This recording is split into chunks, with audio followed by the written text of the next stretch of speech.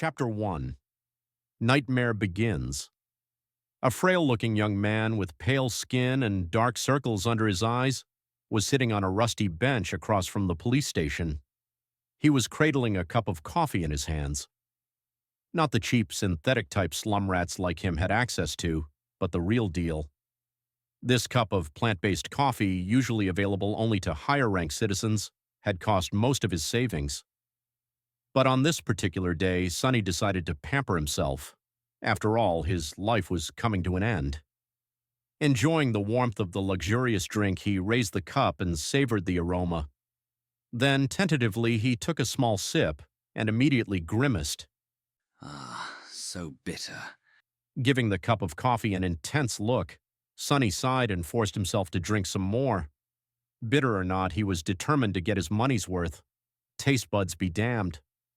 I should have bought a piece of real meat instead. Who knew actual coffee is so disgusting?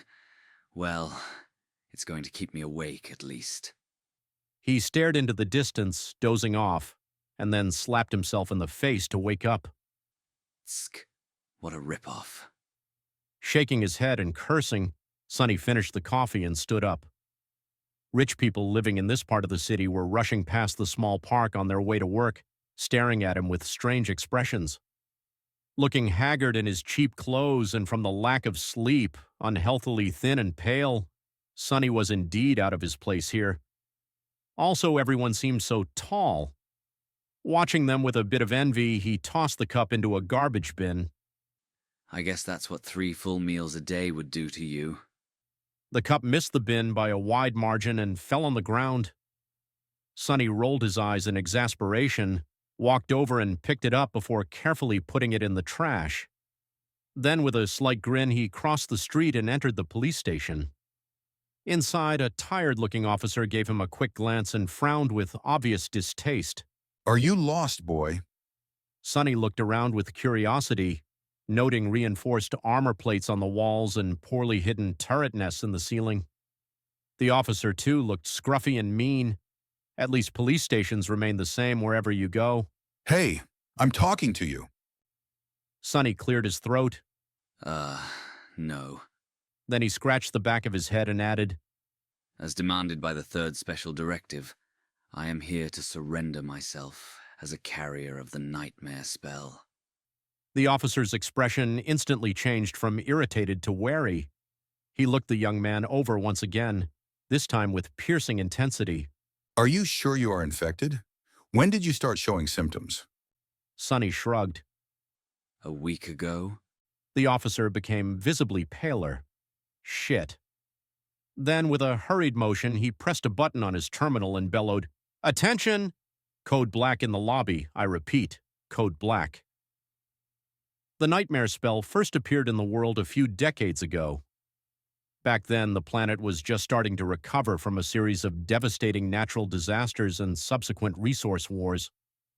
At first, the emergence of a new disease that caused millions of people to complain about constant fatigue and sleepiness did not attract a lot of attention. But when they started to fall into an unnatural slumber, with no sign of waking up even days later, governments finally panicked. Of course, by then it was already too late. Not that an early response could have made any difference. When the infected started dying in their sleep, their dead bodies turning into monsters, no one was ready. Nightmare creatures quickly overwhelmed national militaries, plunging the world into complete chaos. No one knew what the spell was, what powers it possessed, and how to fight it. In the end, it was the awakened, those who survived the first trials of the spell and came back alive, who put a stop to its rampage. Armed with miraculous abilities earned in their nightmares, they restored peace and created a semblance of a new order. Of course, it was only the first of the catastrophes brought upon by the spell, but as far as Sonny was concerned, none of it had anything to do with him. Not until a few days ago, that is, when he first started having trouble with staying awake. For an average person, being chosen by the spell was as much of a risk as an opportunity. Kids learned survival skills and fighting techniques in school, on the off chance of being infected. Well-to-do families hired private tutors to train their children in all sorts of martial arts. Those from the awakened clans even had access to powerful legacies, wielding inherited memories and echoes in their first visit to the dream realm. The richer your family was, the better your chances of surviving and becoming an awakened were. But for Sonny, who had no family to speak of and spent most of his time scrounging for food instead of going to school, being chosen by the spell presented no opportunity at all. To him, it was basically a death sentence. A few minutes later, Sonny was yawning while several policemen were busy putting him in restraints. Soon he was fastened into a bulky chair that looked like a weird mix between a hospital bed and a torture device. The room they were in was situated in the basement of the police station, with thick armored walls and a formidable-looking vault door. Other officers were standing near the walls with automatic rifles in their hands and grim expressions on their faces. Sonny did not particularly care about them. The only thing he could think about was how much he wanted to sleep. Finally, the vault door opened and a gray-haired policeman walked in. He had a seasoned face and stern eyes, looking like someone who had seen a lot of terrible things in his life. After checking the restraints, the policeman glanced quickly on his wristwatch and then turned to Sonny. "What's your name, kid?" Sonny blinked a few times, trying to concentrate, then shifted uncomfortably. Sunless. The old policeman raised an eyebrow. Sunless? That's a strange name. Sonny tried to shrug, but found himself unable to move. What's so strange about it? At least I have a name. Back in the outskirts, not everyone even gets one. After another yawn, he added, It's because I was born during a solar eclipse. My mom had a poetic soul, you see. That's why he got this weird-ass name, and his little sister was called Rain, back when she still lived with them, at least. Whether it was the result of poetic imagination or a simple laziness, he did not know. The old policeman grunted. "Do you want me to contact your family?" Sonny simply shook his head. There's no one. Don't bother. For a second, there was a dark look on the policeman's face. Then his expression turned serious. "All right, Sunless. How long can you stay awake?" Not long. The policeman sighed. "Then we don't have time for the full procedure. Try to resist for as long as you can and listen to me very carefully. Okay?"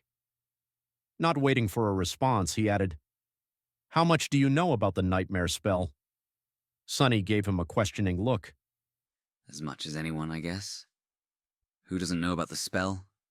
"Not the fancy stuff you see in dramas and hear in the propaganda broadcasts. I mean, how much do you really know?" That was a hard question to answer. Don't I just go into the dream realm, kill a few monsters to complete the first nightmare, receive magic powers, and become an awakened? The old policeman shook his head. "Listen carefully. Once you fall asleep, you will be transported inside your first nightmare. Nightmares are trials created by the spell. Once inside, you will meet monsters, sure, but you will also meet people. Remember, they are not real. They're just illusions conjured up to test you." How do you know? The policeman just stared at him. I mean, no one understands what the spell is and how it works, right? So, how do you know that they're not real? "You might have to kill them, kid, so do yourself a favor and just think about them as illusions." "Oh." The old policeman waited for a second, then nodded and continued. "A lot of things about the first nightmare depend on luck. Generally, it shouldn't be overwhelmingly hard. The situation you're in, the tools you have at your disposal, and the creatures you have to defeat should be within the range of your abilities, at least. After all, the spell sets up trials, not executions. You're a bit disadvantaged due to, well, your circumstances. But kids from the outskirts are tough. Don't give up on yourself just yet." Sonny was getting more and more sleepy. It was becoming hard to follow the conversation. "About those magic powers you mentioned, you will indeed receive them if you survive until the end of the nightmare. What those powers will be exactly depends on your natural affinity as well what you do during the trial, but some of it will be at your disposal right from the start."